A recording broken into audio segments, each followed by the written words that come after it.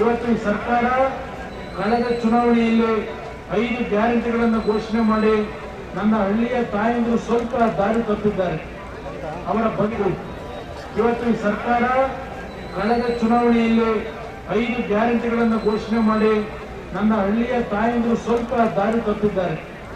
ಅವರ ಅವತ್ತು ನಾಲ್ಗೆ ಹೀಗೆ ಹಿಡಿದು ಮಾತಾಡಿ ಹೆಣ್ಮಕ್ಳ ಬಗ್ಗೆ ಮಾತಾಡಬೇಕಾದ್ರೆ ಒಂದು ತೂಕ ಇರಬೇಕು. ಯಾವತ್ತೂ ನಿಮ್ಮನ್ನ ಹೆಣ್ಮಕ್ಳು ಶ್ರಮಿಸಲ್ಲ. ನಮ್ಮವ್ರಿಗೆ ಇದು ಮನವರಿಕೆ ಯಾವಾಗ ಆಗತ್ತೆ ಅಂದ್ರೆ ನಮ್ಮ ಹೆಣ್ಮಕ್ಳು ಅವ್ರನ್ನ ಸೋಲಿಸಿ ಮನೆ ಕಳಿಸ್ತೀವಲ್ಲ ನಮ್ಮ ಜಿಲ್ಲೆಯಲ್ಲಿ, ಅವಾಗ ಅವ್ರಿಗೆ ಬುದ್ಧಿ ಬರುತ್ತೆ. ಬಂಧುಗಳೇ ನಮಸ್ಕಾರ, ಹೇಗಿದ್ದೀರಿ ಎಲ್ರು? ಬಂಧುಗಳೇ, ಆರಂಭದಲ್ಲಿ ಕುಮಾರಸ್ವಾಮಿಯವರ ಹೇಳಿಕೆಯನ್ನು ಗಮನಿಸಿದ್ರೆ ಇದು ಎಲ್ಲಿ ಹೇಳಿಕೆ ಕೊಟ್ಟಿದ್ದು ಅಂದ್ರೆ ತುಮಕೂರಿನಲ್ಲಿ ಸೋಮಣ್ಣನವರ ಪರವಾಗಿ ಭರ್ಜರಿಯಾದಂಥ ಪ್ರಚಾರ ಮಾಡ್ತಾ ಇದ್ರು. ಅತ್ಯುತ್ಸಾಹದಲ್ಲಿ ಕಾಂಗ್ರೆಸ್ನ ಗ್ಯಾರಂಟಿಯನ್ನು ಅವರು ಟೀಕಿಸ್ತಾ ಇದ್ರು. ಹೀಗೆ ಕಾಂಗ್ರೆಸ್ನ ಗ್ಯಾರಂಟಿಯನ್ನು ಟೀಕಿಸುವಂತಹ ಸಂದರ್ಭದಲ್ಲಿ ಮಹಿಳೆಯರ ಬಗ್ಗೆ ಮಾತಾಡಿ ಬಿಡ್ತಾರೆ. ಏನಂತಾರೆ? ಹಳ್ಳಿಯ ತಾಯಂದಿರು, ನನ್ನ ಹಳ್ಳಿಯ ತಾಯಂದಿರು ಅಥವಾ ಹಳ್ಳಿಯ ಹೆಣ್ಮಕ್ಳು ಈ ಕಾಂಗ್ರೆಸ್ನ ಗ್ಯಾರಂಟಿಯಿಂದಾಗಿ ದಾರಿ ತಪ್ಪಿ ಬಿಟ್ಟಿದ್ದಾರೆ ಅಂತ. ಈ ದಾರಿ ತಪ್ಪಿದ್ದಾರೆ ಎನ್ನುವಂಥ ಪದಪ್ರಯೋಗಕ್ಕೆ ಸಂಬಂಧಪಟ್ಟ ಹಾಗೆ ರಾಜ್ಯಾದ್ಯಂತ ಆಕ್ರೋಶ ವ್ಯಕ್ತವಾಗ್ತಿದೆ. ಮಹಿಳೆಯರು ಕುಮಾರಸ್ವಾಮಿಯವರನ್ನ ಹಿಗ್ಗಾಮುಗ್ಗ ತರಾಟೆಗೆ ತೆಗೆದುಕೊಳ್ತಿದ್ದಾರೆ.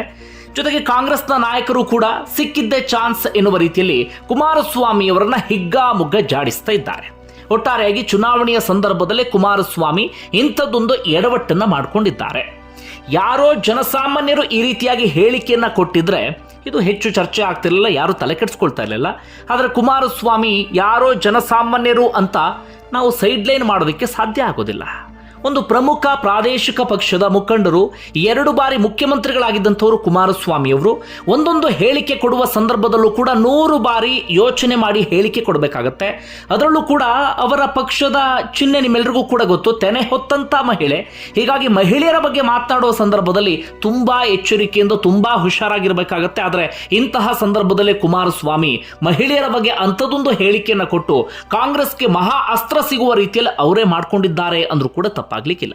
ಇನ್ನು ಕುಮಾರಸ್ವಾಮಿಯವರು ಈ ರೀತಿಯಾಗಿ ಹೇಳಿಕೆಯನ್ನು ಕೊಡ್ತಿರೋದು ಪ್ರಥಮ ಬಾರಿಯಲ್ಲ. ಈ ಹಿಂದೆ ಓರ್ವ ರೈತ ಮಹಿಳೆಯ ಹೋರಾಟಕ್ಕೆ ಸಂಬಂಧಪಟ್ಟ ಹಾಗೆ ಇದೇ ರೀತಿಯಾಗಿ ಟೀಕಿಸಿದ್ರು. ಇವತ್ತು ಕುಮಾರಸ್ವಾಮಿಯವರ ಈ ಹೇಳಿಕೆಯನ್ನ ಯಾರು ಸಮರ್ಥನೆ ಮಾಡ್ಕೊಳ್ತಿದ್ದಾರೆ? ಬಿಜೆಪಿ ನಾಯಕರು. ಅದೇ ಬಿಜೆಪಿ ನಾಯಕರು ಆಗ ಕುಮಾರಸ್ವಾಮಿಯವರನ್ನ ಹಿಗ್ಗಾಮುಗ್ಗ ಟೀಕಿಸಿದ್ರು ಅಥವಾ ತರಾಟೆಗೆ ತೆಗೆದುಕೊಂಡಿದ್ರು. ಕುಮಾರಸ್ವಾಮಿ ಅವರು ಆಗ ಹೇಳಿದ್ರು, ರೈತ ಮಹಿಳೆಗೆ ಇಷ್ಟು ದಿನ ಎಲ್ಲಿ ಮಲ್ಕೊಂಡಿದ್ಯಮ್ಮ ಎನ್ನುವ ರೀತಿಯಲ್ಲಿ ಸ್ಟೇಟ್ಮೆಂಟ್ ಅನ್ನು ಕೊಟ್ಟಿದ್ರು. ಅದಾದ ಬಳಿಕ ಇದೇ ಸುಮಲತಾ ಅಂಬರೀಶ್ ಅವರಿಗೆ ಸಂಬಂಧಪಟ್ಟ ಹಾಗೆ KRS ಡ್ಯಾಮ್ಗೆ ಅಡ್ಡಡ್ಡ ಮಲಗಿಸಿ ಎನ್ನುವ ರೀತಿಯಲ್ಲಿ ಹೇಳಿಕೆಯನ್ನು ಕೊಟ್ಟಿದ್ರು. ಅದು ಆ ಹೇಳಿಕೆಗೆ ಕುಮಾರಸ್ವಾಮಿಯವರು ಬೆಲೆ ತೆತ್ತರು, ನಿಮ್ಮೆಲ್ಲರಿಗೂ ಕೂಡ ಗೊತ್ತಿರುವ ಹಾಗೆ. ಆಗಲೂ ಕೂಡ ತೀವ್ರವಾದಂಥ ಆಕ್ರೋಶ ವ್ಯಕ್ತವಾಗಿತ್ತು. ಇದೀಗ ಕುಮಾರಸ್ವಾಮಿಯವರು ಮತ್ತೊಮ್ಮೆ ಅದೇ ರೀತಿಯಾದಂಥ ಎಡವಟ್ಟನ್ನು ಮಾಡಿಕೊಂಡಿದ್ದಾರೆ. ಹೆಣ್ಮಕ್ಳು ಗ್ಯಾರಂಟಿಯಿಂದಾಗಿ ದಾರಿ ತಪ್ಪಿದ್ದಾರೆ ಅಂತ ಏನರ್ಥ? ಇದು ಎಲ್ಲರೂ ಕೂಡ ಪ್ರಶ್ನೆ ಮಾಡ್ತಾ ಇರೋದು. ಮಹಿಳೆಯರು, ಅದರಲ್ಲೂ ಕೂಡ ಹಳ್ಳಿಯ ಹೆಣ್ಣು ಮಕ್ಕಳು ದಾರಿ ತಪ್ಪಿದ್ದಾರೆ ಅಂದರೆ ಏನರ್ಥ? ಇದಕ್ಕೆ ಕುಮಾರಸ್ವಾಮಿಯವರು ಉತ್ತರವನ್ನು ಕೊಡಲೇಬೇಕು. ಇಲ್ಲ ಅಂತಾದರೆ ಮಹಿಳೆಯರಲ್ಲಿ ಕ್ಷಮೆ ಯಾಚಿಸಬೇಕು ಅಂತ ರಾಜ್ಯಾದ್ಯಂತ ಇದೀಗ ಒತ್ತಾಯವನ್ನು ಮಾಡಲಾಗ್ತಾ ಇದೆ. ಯಾಕಂದರೆ ಇದು ಸಾಮಾನ್ಯವಾದಂಥ ಹೇಳಿಕೆ ಅಲ್ವೇ ಅಲ್ಲ.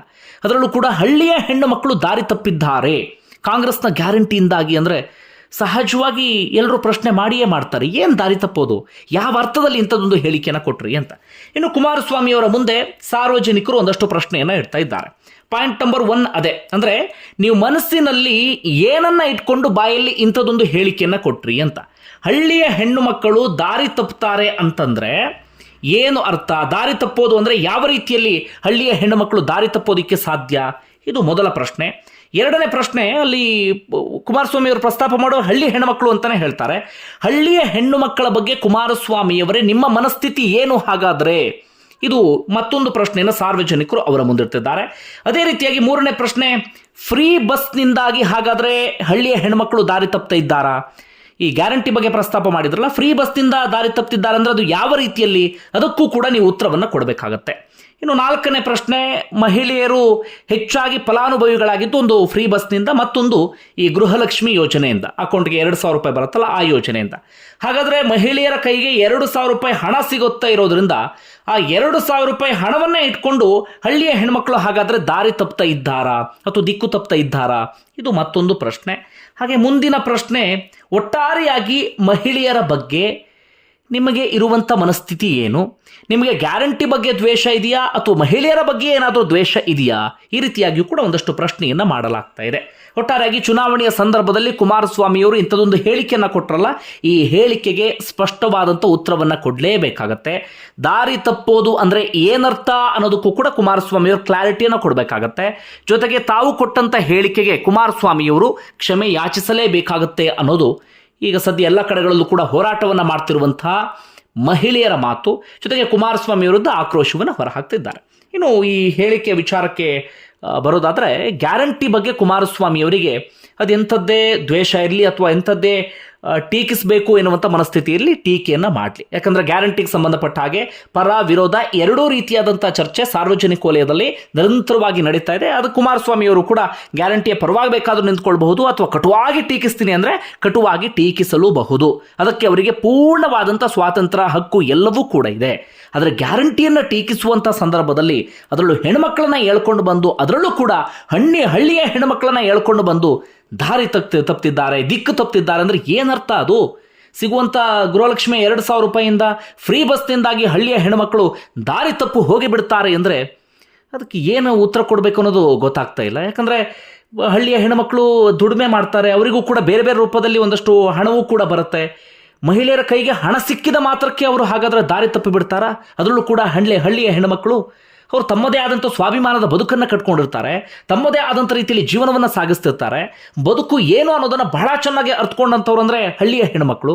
ಅಂಥ ಹಳ್ಳಿಯ ಹೆಣ್ಮಕ್ಳ ಕೈಗೆ ದುಡ್ಡು ಸಿಕ್ಕಿಬಿಟ್ರೆ ಅವರು ದಾರಿ ತಪ್ಪು ಬಿಡ್ತಾರೆ ಅಂದರೆ ಅದೆಂತಹ ಮನಸ್ಥಿತಿ?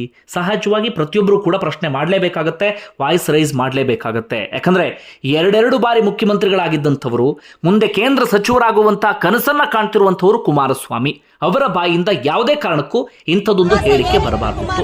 ಒಟ್ಟಾರೆಯಾಗಿ ಚುನಾವಣೆಯ ಸಂದರ್ಭದಲ್ಲೇ ಕಾಂಗ್ರೆಸ್ಗೆ ಕುಮಾರಸ್ವಾಮಿಯವರು ಮಹಾ ಅಸ್ತ್ರವೊಂದನ್ನು ಕೊಟ್ಟ ಹಾಗೆ ಕಾಣಿಸ್ತಾ ಇದೆ. ಆಗಾಗ ಇಂತಹ ಎಡವಟ್ಟು ಹೇಳಿಕೆಗಳ ಮೂಲಕವೇ ಕುಮಾರಸ್ವಾಮಿ ಸುದ್ದಿಯಲ್ಲಿ ಇರ್ತಾರೆ, ಮಾಧ್ಯಮಗಳಲ್ಲಿ ಚರ್ಚೆಗೆ ಗ್ರಾಸವಾಗ್ತಾರೆ. ಇದೀಗ ಮತ್ತೊಮ್ಮೆ ಚುನಾವಣೆಯ ಸಂದರ್ಭದಲ್ಲೇ ಅಂಥದ್ದೊಂದು ಎಡವಟ್ಟು ಹೇಳಿಕೆಯನ್ನು ಕೊಟ್ಬಿಟ್ಟಿದ್ದಾರೆ. ಒಂದು ನಿಮ್ಗೆ ಏನಿಸುತ್ತೆ ಕಮೆಂಟ್ ಬಾಕ್ಸ್ ಅಲ್ಲಿ ಮೆನ್ಷನ್ ಮಾಡಿ. ಧನ್ಯವಾದ. ವಿಡಿಯೋ ನೋಡಿ ಎಷ್ಟು ಸುಲಭವಾಗಿ ಸ್ವಾಭಿಮಾನ ಹೆಣ್ಮಕ್ಳನ್ನ ಗೆದ್ದಿದ್ದೀರಾ. ಇದು ತಕ್ಕ ಉತ್ತರನ್ನ ಮಂಡ್ಯ ಜಿಲ್ಲೆ ಹೆಣ್ಮಕ್ಳೆಲ್ಲ ಇಡೀ ರಾಜ್ಯ ದೇಶ ಕೊಡುತ್ತೆ. ಯಾವತ್ತು ನಾಲ್ಗೆ ಹೀಗೆ ಹಿಡಿದು ಮಾತಾಡಿ ಹೆಣ್ಮಕ್ಳ ಬಗ್ಗೆ ಮಾತಾಡ್ಬೇಕಾದ್ರೆ ಒಂದು ತೂಕ ಇರಬೇಕು. ಯಾವತ್ತು ನಿಮ್ಮನ್ನ ಹೆಣ್ಮಕ್ಳು ಶ್ರಮಿಸಲ್ಲ. ಯಾವತ್ತು ಕೂಡ ನಮ್ಮ ಕಾಂಗ್ರೆಸ್ ಸರ್ಕಾರ ಹೆಣ್ಮಕ್ಳು ಬದುಕೋಸ್ಕರನೇ ಒಂದು ಸ್ಕೀಮ್ಗಳು ಕೊಟ್ಟಿದ್ದಾರೆ. ಹಂಗಂತ ದಾರಿ ತಪ್ಪಿಸಕ್ ಕೊಟ್ಟಿಲ್ಲ. ಕುಮಾರಸ್ವಾಮಿ ಅವರಿಗೆ ಇದು ಮನವರಿಕೆ ಯಾವಾಗ ಆಗತ್ತೆ ಅಂದ್ರೆ ನಮ್ಮ ಹೆಣ್ಮಕ್ಳು ಅವ್ರನ್ನ ಸೋಲಿಸಿ ಮನೆ ಕಳಿಸ್ತೀವಲ್ಲ ನಮ್ಮ ಜಿಲ್ಲೆಯಲ್ಲಿ, ಅವಾಗ ಅವ್ರಿಗೆ ಬುದ್ಧಿ ಬರುತ್ತೆ.